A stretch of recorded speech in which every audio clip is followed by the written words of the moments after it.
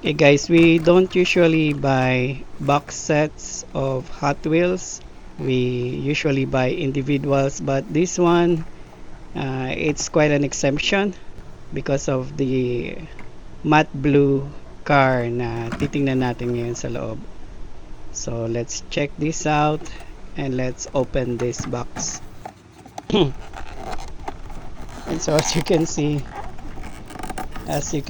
I'm quite struggling in opening this box. This is my first time to have a set Hot Wheels.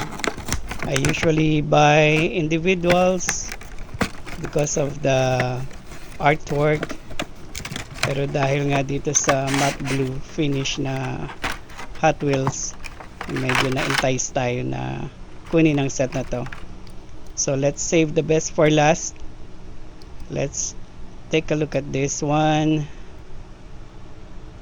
Parang kamukha to nung kinostomize natin na Honda recently. I'm not quite a fan of this. I think for this 3 set, I think this one is the throwaway, and this is the 70 Toyota Celica. It's a real car model, and yeah, very basic. But this black one, it has a matte finish.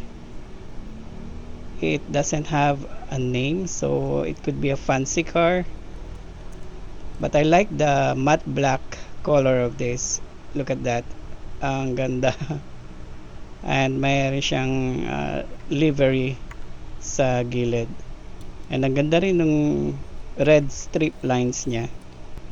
This is also beautiful, but then again, this one is quite a throwaway.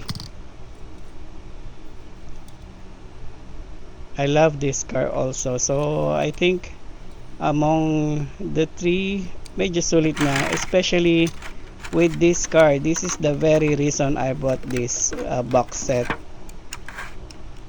I love the chrome gold wheel, and then yung matte blue finish ng kanyang paint, and then itong smoke glass niya na cockpit.